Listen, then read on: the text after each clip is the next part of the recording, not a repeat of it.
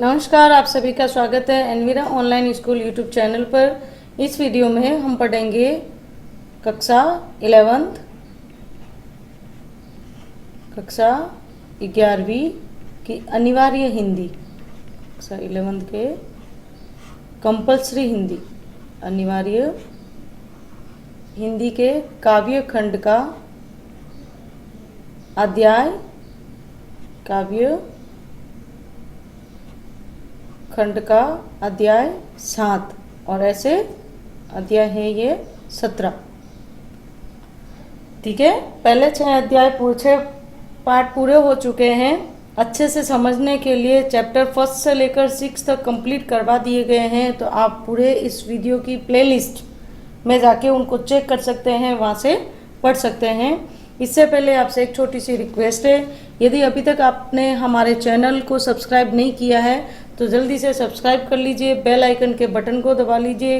क्योंकि इसमें कक्षा पहली से लेकर 12वीं तक के सभी videos Hindi medium, English medium, both दोनों ही के पूरे वीडियोस आपको इसी चैनल पर मिलेंगे। इवन एग्रीकल्चर सब्जेक्ट, कृषि विज्ञान के आपके ढूंढने पे भी कहीं नहीं मिलेगी। और इसी चैनल पे कक्षा 11वीं एनसीईआरटी का 11th और 12th दोनों का कोर्स लगभग इस चैनल पर पूरा करवा दिया गया है।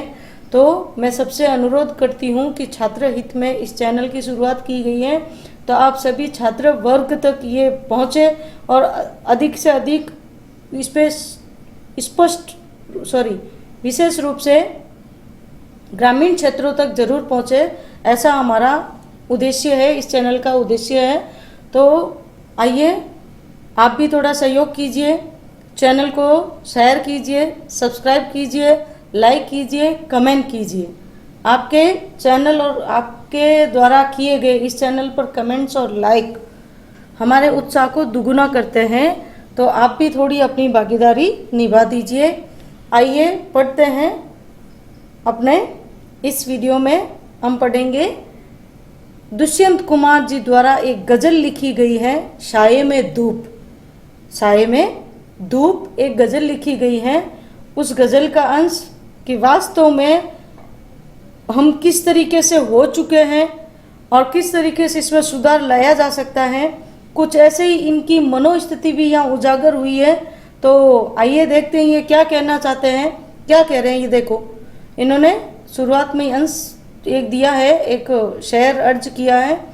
मेरे सीने में नहीं तो तेरे सीने में सही, हो कहीं भी आग लेकिन आग जलनी चाहिए। और वो किस तरीके की आग की ओर संकेत किया इन्होंने, बदलाव का। किस प्रकार का, जो एक बहुत बड़ा वर्ग शोषण कर रहा है, उस शोषण में बदलाव लाने का। हम कब तक इन सरकारी मुलजिमों के तले शोषित होते रहेंगे। बहुत बड़ा वर्ग, जो अमीर धनाढ्य वर्ग है, जो राजनीति में है, नेता वर्ग है, सरकारी व्यवस्था तो सरकारी योजनाएं बनती हैं, सब कुछ होता है, बहुत सारी योजनाएं गरीबों के लिए बनाई जाती है, लेकिन गरीबों तक वो बातें पहुंचती नहीं है, वो योजनाएं उनको मिल ही नहीं पाती हैं। क्यों? क्योंकि वो क्या करते हैं, अपने खजाने को भरने में रहते हैं। और अपने खजाने को भरते भरते कहाँ अपने धन को स्विस बैंक वगैरह जैसे काले धन के रूप में बाहर विदेशों में भेज देते हैं। बाकी यदि यूँ देखा जाए तो भारत देश में गरीबी हो ही नहीं सकती यदि ये राजनेता जो सरकारी योजनाएं हैं, उन सरकारी योजनाओं को प्रत्येक गरीब तक ईमानदारी से यदि पहुंचा दे तो। कोरोना जैसी महामारी में एक बड़ा तबका, जो निम्न तबके को तो फिर भी सुविधाएं दी जाए, फिर भी उनके लिए प्रयास किए जा रहे हैं। सबसे ज़्यादा यदि कोई मार झेल रहा है, कोई त्रासदी झेल रहा है, तो वो है आज का जो मिडिल क्लास फैमिली है, जो मध्यम वर्गीय है, जिनको ना तो किसी से सहायता मिल सकती है, ना वो किसी के आगे हाथ फैला सकते हैं। तो इस प्रकार का तबका किस तरीके से सहन कर रहा है, उनको क्या सहन करना पड़ रहा है, ये एक मध्यम वर्गीय परिवार ही जान सकता है कि कब ये ख़त्म होगा और कब फिर से सब कुछ सही हो जाएगा। तो सब कुछ है, सरकारी खजाने में भी बहुत कुछ है, सरकार प्रयास भी कर रही है, लेकिन सरकार के द्वारा किए गए प्रयास कब सफल हो सकते हैं? जब सरकार और जनता के बीच में काम करने वाले अधिकारी ईमानदारी से काम करें। कुछ ऐसे ही ये देश प्रेमी है दुष्यंत कुमार जी, ये भी कुछ ऐसी मनोस्थिति लेकर आए हैं कि मेरे सीने में नहीं, कोई बात नहीं कि भी मैं विरोध नहीं कर पा रहा हूँ तो कोई नहीं, लेकिन कम से कम आप तो कर सकते हो। अरे कहीं ना कहीं तो ये आग की ये छोटी सी चिंगारी कहीं ना कहीं तो सुलगनी चाहिए, तभी आग भड़काई जा सकती है या आग पैदा की जा सकती है या बदलाव लाया जा सकता है। तो इस आग को जरूर जलते रहना चाहिए। ठीक है, तो आइए, ये इस प्रकार की सोच रखने वाले कविवर का जन्म कहाँ हुआ था? सन 1933 राजपुर नवादा गांव, जो कि कहाँ पे? उत्तर प्रदेश में। इनकी जो प्रमुख रचनाएं हैं वो है सूर्य का स्वागत, आवाजों के घेरे, साये में धूप, जलते हुए वन का वसंत, ये है काव्य। और इसके अलावा इन्होंने एक गीति नाट्य लिखा है, गीत के रूप में जो नाटक लिखा है वो है एक कंठ विष पाई, छोटे छोटे सवाल, आंगन में एक वृक्ष और दोहरी जिंदगी। ये क्या है? इनके उपन्यास। और इनकी महान कविवर की मृत्यु हो गई थी सन 1975 में। फिर इनके साहित्यिक परिचय को जान लेते हैं। इनका साहित्यिक जीवन इलाहाबाद में आरंभ हुआ था। वहाँ की साहित्यिक संस्था परिमल की गोष्ठियों में वे सक्रिय रूप से भाग लेते रहे, जो कि इनके द्वारा सूर्यकांत त्रिपाठी जी निराला जी के द्वारा एक संस्था चलाई गई थी परिमल, वो। और नए पत्ते जैसे महत्वपूर्ण पत्र के साथ भी ये जुड़े। आजीविका के लिए आकाशवाणी और बाद में मध्य प्रदेश के राजभाषा विभाग में इन्होंने काम किया। अल्प आयु में ही उनका देहावसान हो गया, किंतु इस छोटे जीवन की साहित्यिक उपलब्धियां कुछ छोटी नहीं हैं। गजल की विधा को हिंदी में प्रतिष्ठित करने का श्रेय अकेले दुष्यंत जी को ही जाता है। उनके कई शेर, गजल के जो शेर होते हैं वो साहित्यिक एवं राजनीतिक जमावड़ों में लोकोक्तियों की तरह दोहराए जाते हैं। साहित्यिक गुणवत्ता से एक के किसी प्रकार का समझौता नहीं करते हुए भी दुष्यंत ने लोकप्रियता के नए प्रतिमान कायम किए हैं। एक कंठ विष पाई शीर्षक गीति नाट्य हिंदी साहित्य की एक महत्वपूर्ण एवं बहुप्रशंसित कृति ने इनकी ये रचना मानी जाती है। जो पाठ दिया गया है, जो आपके दिया गया है, क्या दिया गया है? गजल दी गई है। यहाँ एक दुष्यंत जी की जो गजल दी गई है वो कहाँ से ली गई है? उनका गजल संग्रह है साये में धूप। साये में धूप, साया है फिर भी धूप लग रही है, विरोधाभास है, बिल्कुल विरोध है। गजलों में शीर्षक देने का कोई चलन नहीं है, लेकिन फिर भी इन्होंने दिया है, इसलिए यहाँ कोई शीर्षक नहीं दिया जा रहा है, फिर भी इन्होंने ये दिया है गजल संग्रह साये में धूप से। ऐसे गजल क्या है? एक ऐसी विधा है जिसमें सभी शेर यानी जो पंक्तियां लिखी जाती है वो इस तरीके से, ये सभी शेर, इसको क्या कहेंगे? ये पहला शेर, ये दूसरा, ये तीसरा, ऐसे शेर। ठीक है, सभी अपने आप में मुकम्मिल, यानी अपने आप में एक दूसरे से जुड़े हुए मुकम्मिल होते हैं, अपने आप में यानी स्वतंत्र होते हैं, किसी प्रकार का कोई बंधन नहीं होता और स्वतंत्र होते हैं। उन्हें किसी क्रम व्यवस्था के तहत पढ़े जाने की कोई ज़रूरत नहीं रहती है। इसके बावजूद दो चीज़ें ऐसी हैं जो इन शेरों को आपस में गूंथ कर एक रचना की शक्ल देती है। कौन सा? पहला, रूप के स्तर पर तुक का निर्वाह। यहाँ पे देखोगे आप तुक मिलान किया हुआ होगा अंत में, सबसे अंत में। ठीक है, और दूसरा है जो अंतर्वस्तु दी गई है उसका स्तर पर मिजाज का निर्वाह। जैसा कि हम जब पढ़ेंगे तब आप ये अच्छे से समझ में आएगा।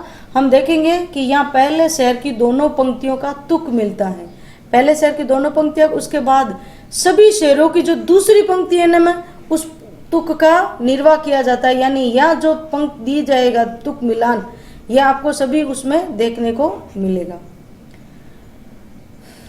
आमतौर पर गजल के शेरों में केंद्रीय भाव नहीं होता है, या जरूरी नहीं होती है, जरूरी नहीं है कि केंद्रीय भाव होना चाहिए जैसे ये हिंदी कविताओं में होता है वैसे। लेकिन यहाँ पूरी गजल को जब आप पढ़ोगे ना तो एक उनकी कवि की खास मनोस्थिति में लिखी गई, यानी खास मनोस्थिति का आपको पता चलेगा, एक केंद्रीय भाव मिलेगा आपको। किस प्रकार कि राजनीति और समाज में जो कुछ भी चल रहा है उसे खारिज करने यानी उसको नष्ट करने और उसका एक दूसरा विकल्प करने की तलाश को मान्यता देने का भाव एक तरह से इस गज़ल का केंद्रीय सूत्र बन गया। तो इस गज़ल का केंद्रीय भाव क्या है? वर्तमान स्थिति में चल रहे राजनीति के भ्रष्टाचार और समाज के दुष्प्रभाव को खत्म करना। इस प्रकार दुष्यंत की ये गज़ल हिंदी गज़ल का एक सुंदर नमूना प्रस्तुत करती है। यहाँ आमतौर पर जैसे जो गज़ल लिखी जाती है वो उर्दू भाषा में लिखी जाती हैं, लेकिन यहाँ हिंदी में ये कि हिंदी गज़ल हिंदी भाषा में इन्होंने ही गज़ल लिखी है, दूसरे किसी कवि की या शायर की नहीं देखने को मिलती है, इन्होंने ही लिखी है। आमतौर पर गज़ल उर्दू भाषा में लिखी जाती है, हालांकि इन्होंने उर्दू भाषा के शब्दों का प्रयोग किया है, लेकिन फिर भी हिंदी में लिखी गई है ये। तो आइए पढ़ते हैं इनकी गज़ल क्या कह रही है। कि हमने कविता के जैसे पाठ के जो सारांश दिया गया उससे हमें काफ़ी कुछ पता चल गया है कि क्या कहती हैं इनकी गज़ल। तो आइए देखते हैं क्या कहते हैं ये। कहाँ तो तैता चिरागा हर एक घर के लिए, कहाँ चिराग मैसर नहीं शहर के लिए। क्या क्या कहा इन्होंने कि कहाँ तो तैता, जब स्वतंत्रता के लिए आंदोलन किए जा रहे थे और जब स्वतंत्रता प्राप्ति के लिए प्रयास किए जा रहे थे तो क्रांतिकारियों ने क्या किया तय किया था? चिरागा यानी प्रत्येक घर के लिए खूब सारे दीपक, प्रत्येक घर के लिए खूब सारे दीपक या प्रकाश की, या यूं कहे ये चिरागा यहाँ किसका प्रतीक है? अनेक सुविधाओं की। अनेक सुविधाएं दी जाएगी, सभी प्रकार की सुविधाएं प्रत्येक घर को दी जाएगी, हर एक यानी प्रत्येक घर के लिए, यानी हर घर के लिए अनेक सुविधाएं दी जाएगी, यानी प्रति एक घर के लिए खूब सारे दीपक जलाए जाएंगे। लेकिन देखिए बदनसीबी तो देखिए, कहाँ चिराग मैसर नहीं शहर के लिए, और कहाँ एक भी दीपक मैसर यानी उपलब्ध नहीं है। किसके लिए? पूरे शहर के लिए भी आज एक दीपक उपलब्ध नहीं है। अर्थात जो सुविधाएं प्रत्येक घर के लिए की जा रही थी वो सुविधाएं और यहाँ सुविधा शहर में भी देखने को नहीं मिल रही है। तो यहाँ किस तरीके से सुविधाओं का टोटा है कि कुछ ऐसा ही नज़ारा अभी देखने को मिल रहा है कि खूब सारे बड़े बड़े मंदिर बनाए गए, सब कुछ बनाए गए, ये बनाया गया ये, लेकिन अस्पतालों में सुविधा का कोई नहीं है। किस अस्पताल में कैसी सुविधा है इस कोरोना काल ने दिखा दिया है कि किस तरीके की सुविधाएं यहाँ उपलब्ध हैं। ठीक है, तो इनकी भाषा कैसी है? खड़ी बोली भाषा है, या यूँ कहेंगे उर्दू मिश्रित भाषा है, उर्दू शब्दावली युक्त भाषा है। ठीक है, और तुक मिलान है, देखो के लिए ये तुक मिलान, ठीक है, तुक मिलान किया गया है। और यहाँ छंद कौन सा हो रहा है आपके? रुबाई। छंद कौन सा है यहाँ? रुबाई, जो उर्दू छंद कहलाता है। ठीक है, और इसका भाव क्या है कि स्वतंत्रता प्राप्ति के समय जो लोगों ने ख्वाब देखा था कि प्रत्येक घर के लिए अनेक दीपक जलाए जाएंगे, वहाँ पूरे शहर में भी यहाँ ये सरकारी व्यवस्था की ओर संकेत किया है। ठीक है, अब ये देखिए दूसरा शेर क्या कहता है, क्या कह रहे हैं? यहाँ दरख्तों के साए में धूप लगती है, चलो यहाँ से चले और उम्र भर के लिए। यहाँ दरख्तों के साए में, दरख्त का अर्थ होता है पेड़। क्या पेड़ के साए में धूप लगती है? आप पेड़ के नीचे खड़े हो और वहाँ धूप लग रही है, तो यहाँ विरोधाभास अलंकार है। तो धूप लगने का मतलब है कि जो जहाँ हमने शरण ली है उसी से हमें क्या सता रहा है? भय सता रहा है, डर सता रहा है, अपनों में ही, रिश्तेदारों में ही क्या छुपे हुए हैं? अपने रक्षक ही क्या बने हुए हैं? भक्षक बनकर बैठे हैं। रक्षक ही क्या बनकर बैठे हैं? भक्षक बनकर बैठे हैं। तो यहाँ दरखत यानी पेड़ यहाँ किसका प्रतीक है? रक्षक का प्रतीक है। और वही रक्षक आज क्या बनकर बैठे हैं? भक्षक बनकर बैठे हैं। तो ऐसे दरख्तों के साये में यानी ऐसी जगह में रहने की बजाय कभी यहाँ से कहाँ जाना जाता है? कहीं और बहुत दूर उम्र भर के लिए वो कहीं और चले जाना चाहता है। ठीक है, तो यहाँ प्रतीकात्मक दरख्त किसका प्रतीक है? यहाँ पे रक्षक का प्रतीक है। ऐसी लच्चर व्यवस्था का प्रतीक है जो धनाढ्य या राजनीति वर्ग के लोगों ने समाज को किस तरीके से दबा के रखा है, डरा कर रखा है। ठीक है, और साये में धूप लगना यहाँ कौन सा अलंकार है? विरोधाभास अलंकार। विरोध नहीं होते हुए भी विरोध दर्शाना विरोधाभास अलंकार कहलाता है। ठीक है, चलिए देखते हैं तीसरी गजल क्या कहती है। यहाँ के लोग कैसे होते हैं? संतोषप्रद होते हैं। जैसा दिया है उसको किसके भरोसे कि हमारी किस्मत ऐसी है, हमारे भाग्य ऐसे हैं, वो उस अपने भाग्य के सहारे वो अपना जीवन बिताने का सोच देते हैं। क्या? न हो कमीज तो पाँवों से पेट ढक लेंगे, ये लोग कितने मुनासिब हैं इस सफ़र के लिए। यानी जो हमारा जो बड़ा वर्ग है, बड़ा वर्ग बोलेंगे निम्न वर्ग या मध्यम वर्गीय परिवार, या आप समझ लो कि न हो कमीज, यदि उनको तन ढकने के लिए यदि कमीज नहीं मिलेगी तो वो अपने पाँवों को मोड़कर उस पेट को ढक लेंगे। यानी वो क्या करेंगे? जो भी जैसा भी मिला है वो यहाँ के लोगों की जो संतोषप्रद उनकी स्थिति है, संतोषप्रद स्थिति, या यूं कहे कि जो मिला है यानी भाग्य या अकर्मण्यता, वो अकर्मण्यता पर कवि ने चोट की है उनकी मानसिक स्थिति को। ये लोग कितने मुनासिब है, मुनासिब यानी सही होना, उचित होना, सही या उचित, ये लोग कितने उचित हैं इस सफ़र के लिए। कौन से सफ़र के लिए? यानी कुछ हद तक जो हमारा शोषण किया जा रहा है उसके लिए काफ़ी हद तक हम खुद क्या हैं? जिम्मेदार हैं।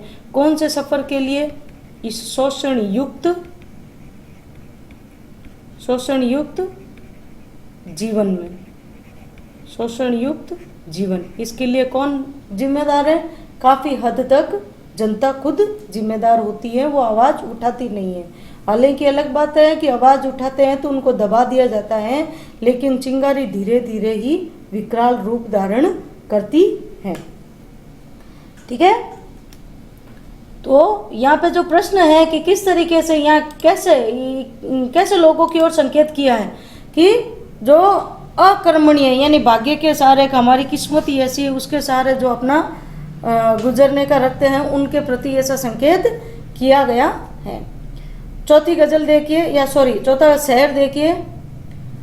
खुदा नहीं न सही आदमी का ख्वाब सही, खुदा नहीं न सही आदमी का ख्वाब सही, कोई हसीन नज़ारा तो है नज़र के लिए। क्या?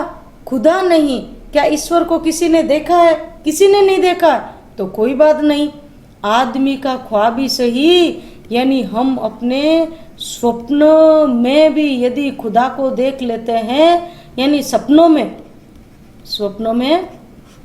ही, ख्वाबों में देख लेते हैं और उसी के सारे हम खुश हो जाते हैं। क्या देख करके? कि कोई हसीन नज़ारा तो है, यानी कोई अच्छा दृश्य तो है नज़र के लिए, यानी देखने के लिए हमारे पास में कुछ अच्छा नज़ारा तो है। तो यहाँ खुदा न सही, न खुदा नहीं तो कोई बात नहीं, आदमी का ख्वाब ही सही। तो यहाँ खुदा के रूप में कवि ने किन को देखने की बात कही है? आदमी को ही, कि भाई कम से कम कुछ देखने के लिए मिल तो रहा है, कोई हसीन नज़ारा मिल तो रहा है। वो हसीन नज़ारा कहाँ मिलता है? ख्वाबों में ही, सपनों में ही। ठीक है, फिर आगे की गजल क्या कहती है, सॉरी शेर क्या कहता है देखिए।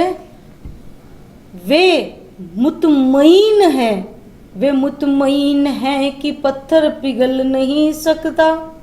मुतमईन होना यानी आश्वस्त होना, आश्वस्त होना या ऐसा मान लेना, आश्वस्त होना या मान लेना। यहाँ दे रखा है जैसे मुतमईन, ये देखो इत्मीनान से या आश्वस्त होना, आश्वस्त होके बैठते हैं ऐसे। वे मुतमईन है कि पत्थर पिघल नहीं सकता, मैं बेकरार हूँ आवाज में असर के लिए। वो ऐसे आश्वस्त हैं, वो लोग क्या सोचते हैं कि यदि हमने आवाज उठाई तो हम पत्थर तो पिघला नहीं सकते। तो यहाँ पत्थर किसका प्रतीक है? राजनीतिज्ञों का। यह पत्थर किसका प्रतीक है? राजनीतिज्ञों का, भ्रष्ट जो राजनीतिज्ञ उनका। वो मुतमईन आश्वस्त हैं कि हम क्या कर नहीं सकते, हम पत्थर को पिघला नहीं सकते, हम आवाज उठाएंगे तो हमें दबा दिया जाएगा। जबकि कवि कहता है कि मैं बेकरार हूँ। मैं किस लिए बेकरार हूँ? आवाज में असर के लिए। मैं उस आवाज में असर प्रभाव लाने के लिए मैं बेकरार हो रहा हूँ। जो एक कवि की, जो एक शायर का कर्तव्य होता है कि वो अपनी रचनाओं के माध्यम से इन सत्ताधारी, इस शासन के खिलाफ आवाज उठाए, और मैं इस आवाज में प्रभाव लाने के लिए क्या हो रहा हूँ? बेकरार हो रहा हूँ। तो यहाँ लोगों की जो अकर्मण्यता है कि हम कुछ भी करेंगे, कुछ होना तो है नहीं, तो जैसा है वैसा सहन करो, चलते रहने दो, चलते रहने दो। जबकि कवि कह रहा है कि मैं बेकरार हूँ। मैं एक कवि की जो बेकरारी है वो किस तरीके की होती है वो यहाँ पे नजर आ रही है। फिर छठा शेर देखिए, तेरा निजाम है सील दे जुबान शायर की, ये एहतियात जरूरी है इस बहर के लिए। अब आगे इसी से संबंधित है, देखो तेरा निजाम है, निजाम यानी या उन सत्ताधारियों के प्रति संकेत करके कहता है कि आपका शासन है, तुम्हारा शासन है, और तुम क्या करते हो, क्या रखते हो, तुम क्या रखते हो, तुम ऐसा हो कि सील दो यानी बंद कराना, जुबान बंद कराना। जो शासन के खिलाफ आवाज उठाता है तो उनकी क्या कर देते हो वो? भाई सीधी सी बात है, जो समाज को दबा सकता है वो कवि शायरों को भी तो दबा सकता है कि तेरा निजाम है, तुम्हारा शासन है, तुम हमारा मुंह बंद करा सकते हो, सील दे जुबान शायर की, तुम शायर का मुंह बंद करवा सकते हो। तो यह एहतियात, और मुझे ये एहतियात यानी ये सावधानी भी रखनी जरूरी है। किसके लिए? कि इस बहर के लिए। जैसे किसके लिए? इस बहर के लिए, यानी इस आवाज के लिए मैं ये सब करना चाहता हूँ। ठीक है, जो छंद है, जो मैंने छंद की रचना की है, मैंने क्या ध्यान में रखकर की है कि भी इन सत्ताधारियों के खिलाफ आवाज उठाना। और वो कैसे आवाज उठाना? मूक रहकर या चुप रहकर भी किस तरीके से आवाज उठाई जा सकती है, यानी मेरी रचनाओं के माध्यम से भी, कलम के माध्यम से मैं इस छंद की रचना करूंगा। और इस छंद की रचना करते समय ये सावधानी भी रखूंगा। कौन सी सावधानी?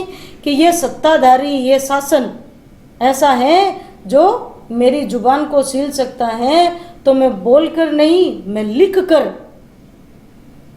इस आवाज में असर लाने का प्रयास कर रहा हूं, वो करूंगा, और कवि ने किया है। ठीक है, आगे देखिए अंतिम शेर क्या कह रहा है। अंतिम शेर कह रहा है, जिए तो अपने बगीचे में गुलमोहर के तले। कहाँ?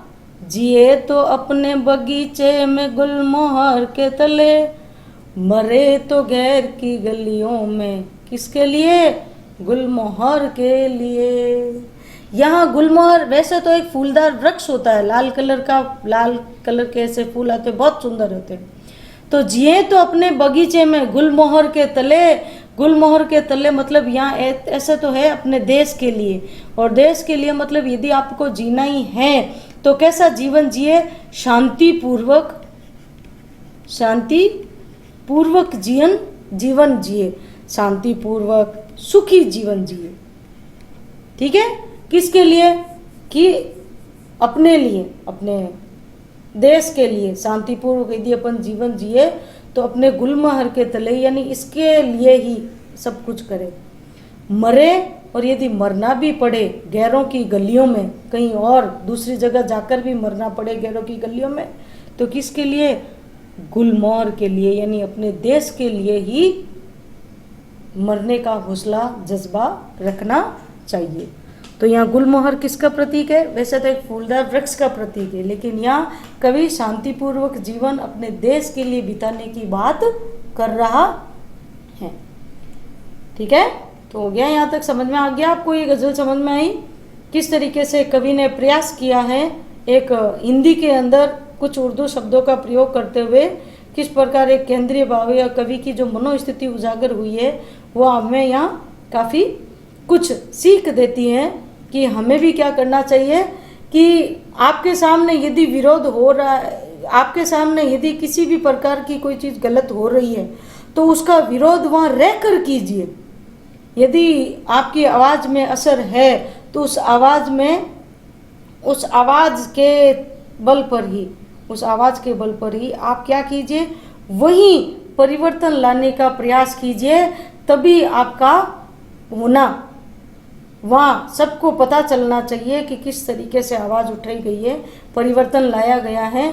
आप कहीं पे हो, कैसे भी हो, तो वहाँ रहते हुए उसका, उसमें बदलाव लाने का प्रयास करना चाहिए, नहीं कि छोड़कर कहीं और जाओ कि यहाँ ये स्थितियाँ सही नहीं है तो यहाँ से छोड़कर कहीं और चलते हैं, ऐसा नहीं होना चाहिए। आप कहीं पे भी जाओगे तो वहाँ आपको इन परिस्थितियों का सामना करना ही पड़ेगा, चाहे आप शिक्षा के क्षेत्र में हो चाहे चिकित्सा के क्षेत्र में हो, तो वहाँ रहकर बदलाव लाने का प्रयास कीजिए। कुछ ऐसा इस कवि, ये गजल भी हमें ऐसा कुछ संदेश देती है। आइए अभ्यास प्रश्न की ओर बढ़ते हैं कि आखिरी शहर में गुलमोहर की चर्चा हुई है। पहला प्रश्न क्या कह रहा है कि आखिरी शहर में गुलमोहर की चर्चा हुई है, क्या उसका आशय एक खास तरह के फूलदार वृक्ष से है या उसमें कोई सांकेतिक अर्थ निहित है, समझा कर लिखे। बिल्कुल, इसका आशय वैसे तो एक फूलदार वृक्ष से है, लेकिन एक फूलदार वृक्ष के माध्यम से एक सांकेतिक अर्थ भी या निहित है कि हमें अपने देश के लिए ही जीना चाहिए। यदि मरना भी पड़े तो हमें देश के लिए हमें क्या करना है कि शांति स्थापित करनी है। कैसी शांति स्थापित करनी है? वो कृत्रिम या बनावटी नहीं होनी चाहिए। हमें शांतिपूर्वक जीवन जीना चाहिए, हमें शांतिपूर्वक जीवन जीना चाहिए।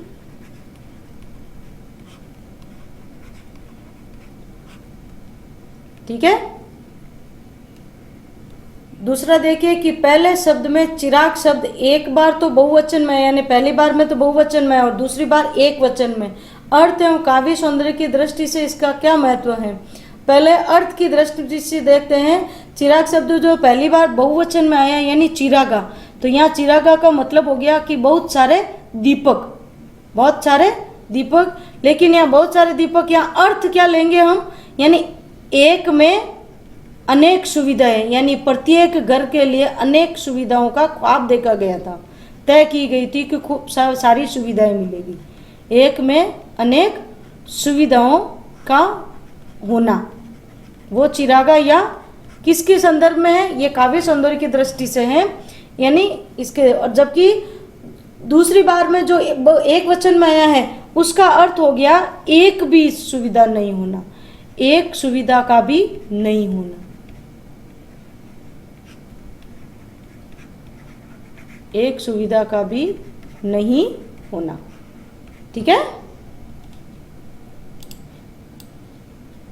तो किस तरीके से कवि ने भी यहाँ प्रयास किया है बताने का।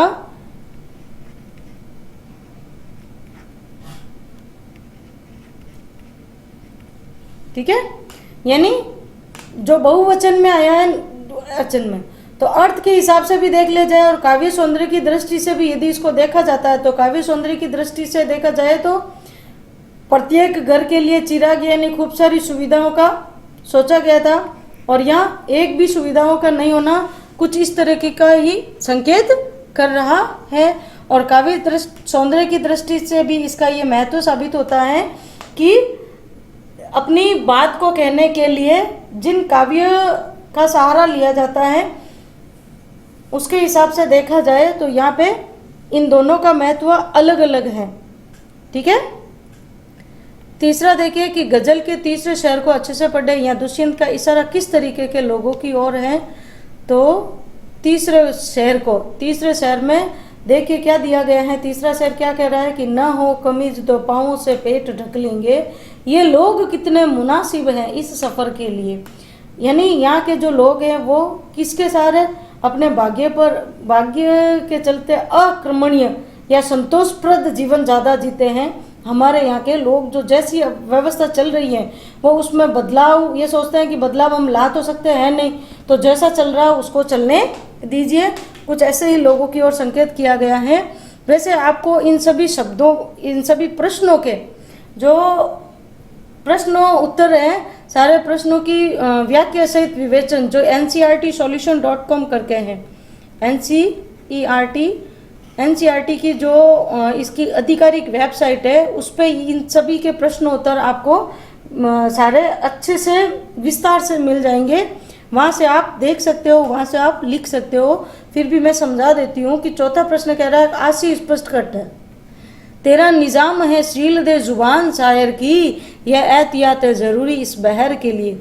कवि कह रहा है यानी सत्ताधारी या किसके शासन के प्रति वो संबोधित करके कह रहा है, उनके प्रति ये कटाक्ष करते हुए कह रहा है कि तुम जब समाज को दबा सकते हो तो तुम तो शायर या कवियों की जुबान को भी सीलने का या उनको भी दबाने का साहस रखते हो। तो मुझे ये सारी सावधानी मुझे ये सावधानी कैसे रखनी है कि मुझे चुप रहकर, मूक रहकर भी मुझे रचना के माध्यम से, अपनी कलम के माध्यम से इस छंद की रचना करके मैं ये तुम्हारा इसके खिलाफ आवाज़ उठाने का सावधानी जरूर रखूँगा। ठीक है। गज़ल के आसपास में देखिए कि दुष्यंत की इस गज़ल का मिजाज किसके पक्ष में है, बदलाव के पक्ष में। बिल्कुल जो जैसी व्यवस्था, लच्चर व्यवस्था चल रही है उसके पक्ष में ही है। इस कथन पर विचार कीजिए। बिल्कुल जैसा जो तेरा निज़ाम है, इसके माध्यम से छंद है ये, इसके माध्यम से, और वो मुतमईन है कि पत्थर पिघल नहीं सकता, मैं बेकरार हूँ इस आवाज़ में असर के लिए। तो इन दोनों शेरों के माध्यम से यही पता चलता है कि ये जो सामाजिक व्यवस्था चल रही है, जो भ्रष्टाचार युक्त जो जीवन हो रहा है, कुछ इसको बदलाव की और इन्होंने इंगित किया है या इशारा किया है।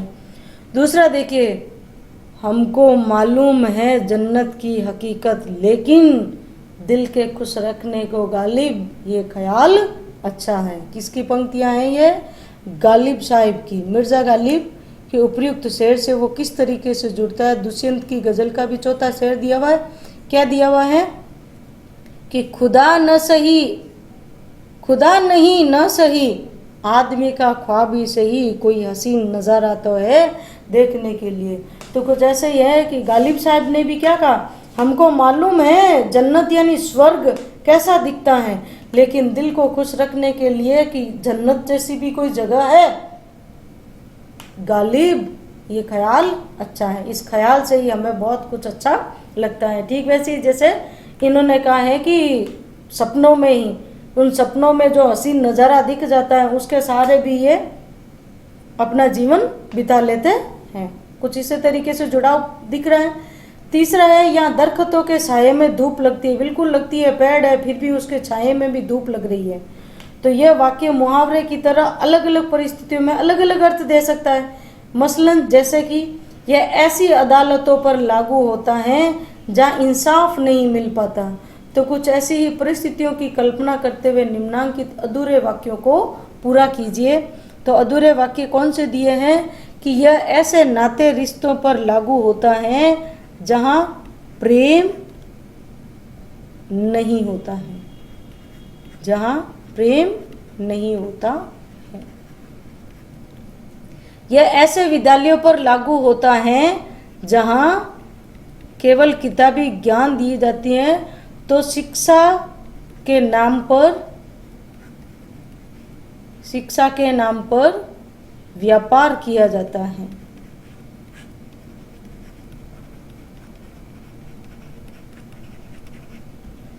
यह ऐसे अस्पतालों पर लागू होता है जहां इलाज की बजाय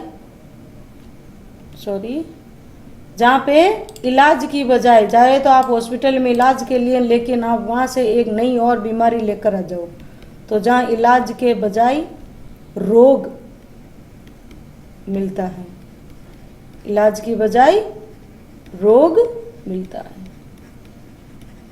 इलाज की बजाय रोग होता है। यह ऐसी पुलिस व्यवस्था पर लागू होता है जहां भय मिलता है, जहां भय होता है, डर लगता है। जबकि पुलिस को देखकर यह होना चाहिए कि ये हमारा सहयोग सहायता कर सकते हैं, हम जिनसे हम उम्मीद लेकर जाते हैं उन्हीं से अपने को डर सताए, तो कुछ ऐसा ही लागू होता है। तो इस प्रकार ये अलग अलग मुहावरों में ये प्रयुक्त किया जाता है। तो यहाँ पे ये आपके अध्याय 7 पूरा होता है। तो इसमें इससे संबंधित कुछ महत्वपूर्ण प्रश्न है, वो हम यहाँ पे थोड़ा देख लेते हैं। इससे संबंधित जो महत्वपूर्ण प्रश्न है वो आपके किस तरीके से आ सकते हैं। तो देखिए कि प्रथम शहर में चिराग किस ओर संकेत कर रहे हैं। यहाँ देखिए कि प्रथम शहर में चिराग किस ओर संकेत कर रहे हैं। प्रथम शहर में चिराग ने किस ओर संकेत किया है।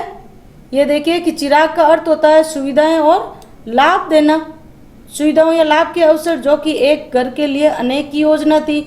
और अब स्थिति ऐसी हो गई है कि शहर के लिए बिल्कुल भी किसी तरीके का कोई लाभ नहीं मिल रहा है।